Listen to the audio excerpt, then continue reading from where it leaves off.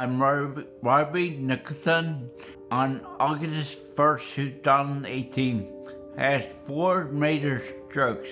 I want God's glory to come through this. I want every kid, every adult, and even my own kids to know that we keep our eye on Christ and good things prosper for us. When I had my strokes, I had no signs or any symptoms that I had an issue. I fell down from the bed and knocked myself out. I couldn't move. I tried to move, but I couldn't. So I might have been on the floor for 8 hours plus. I was by myself.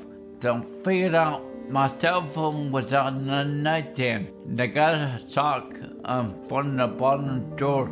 I was able to get my phone down. I called my wife at the time. The ambulance came and it went to hospital.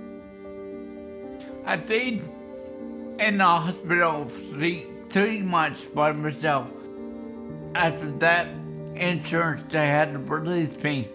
And I couldn't go home because I couldn't take care of myself. The stroke affected me physically, my muscles, and the way I operate. Brain still operates from a functional standpoint. It's just having a very hard time right now from a physical standpoint. I was on the feeding tube in my stomach. It took about a year to eat food again. It impaired my vision to the point that pretty much blind. It's gotten better over time. I couldn't talk for about 6 weeks. My talking is getting a little bit better.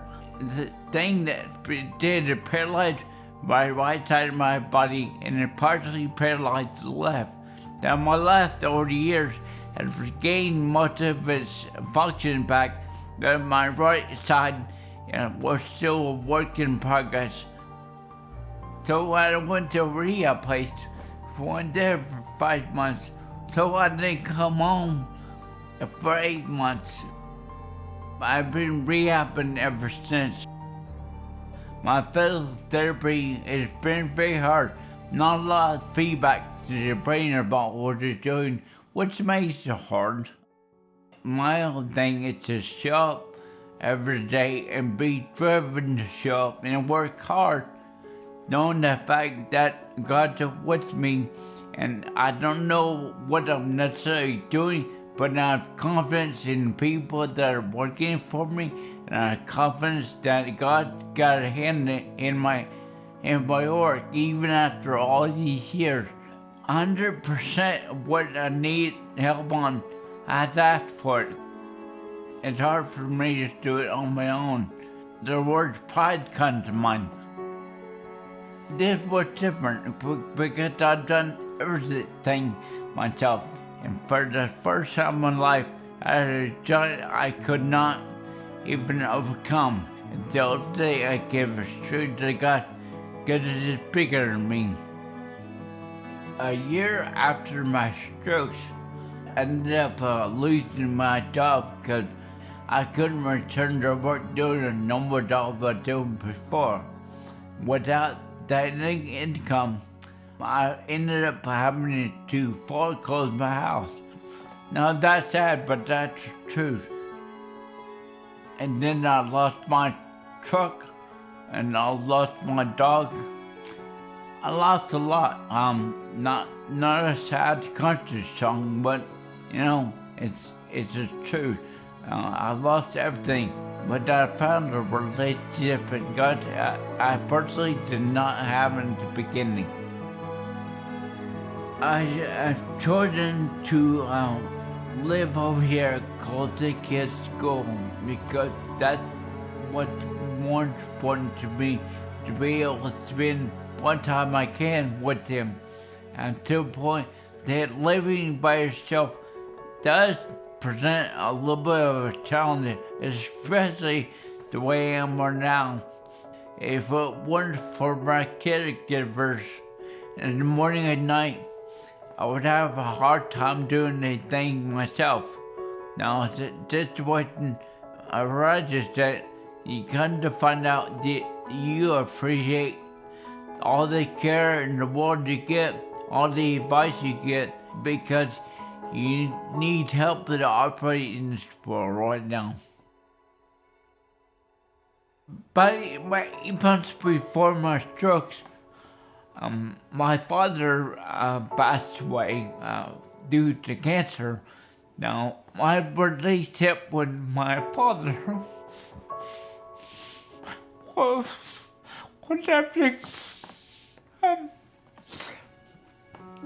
The social part, the sports, the work ethic, I got all that from him. I know I did. When he passed, a big part of me went away too. His legacy will continue because my brother and I will make sure that it happens and my sister's too. I don't think a lot of people know the timeline that when I had strokes, I did not have my dad with me either. When the divorce came to fruition, my mom and my sister and my sister-in-law, they helped me out because without them, and Michael too, without family, no, I had a hard time moving forward, getting back up to dust myself off.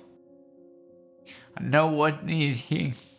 It's still not easy, especially to my mom. And, like they said, Dad told me we'll carry on because Dad no quit attitude. I gotta be him. So, do you make sure that his legacy continued on? I was not equipped for my life to change like that, and it wasn't equipped because I was not healthy, and my relationship was crushed. I was not prepared for my kids. I was not prepared for Rachel, my wife, ex-wife. I was not prepared for my friends. I was not prepared for it because I didn't live a holy life, so to speak. Then think about anybody but myself. Myself and maybe my family, to the point that I want to make sure that I was covered first. The only difference was coaching. I felt awesome after coaching. And that's because I put others first, besides myself. And other than that, besides coaching, I put myself first. Everything I did. That's why I personally don't have a family anymore. And I personally have struggles in life. I had to play catch up with you, if you will, and get things going in the right direction. For about a year after my strokes, I was still the same kind of stubborn individual. A year later, I noticed that my heart was softening and I wasn't as stubborn. One of the things that I can relate to and think about is when you care for people, you might care for people, and your actions might show it, but your heart might not show it. Now the difference is my heart wants to do it and wants to be sensitive. So I think a caring heart is one of the things that I've noticed most. Now everyone can say all the right things, and I did.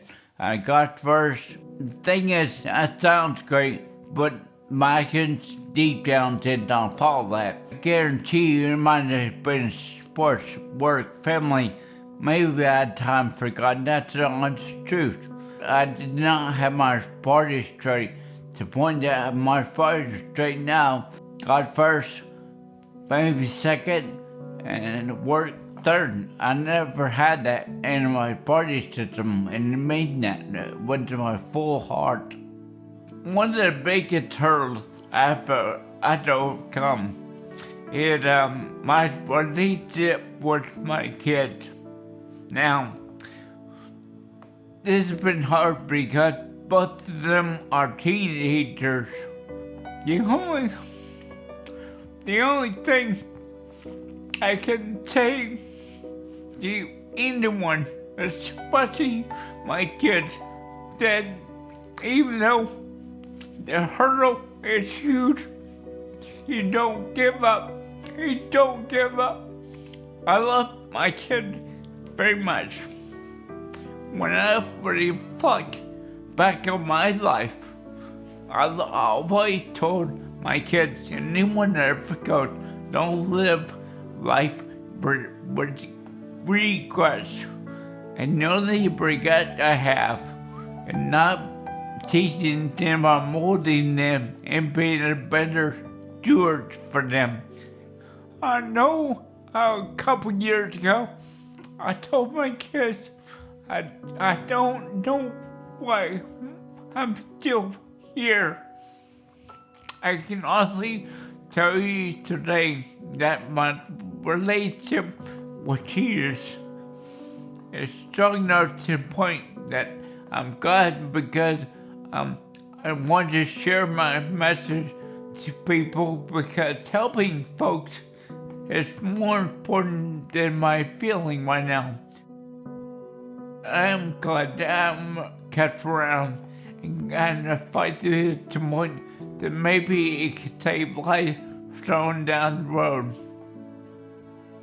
This incident, I wouldn't say accident because I don't believe there's accidents in the world. This truly has brought me to my knees. Even today, after almost 4 years, I still cry every day.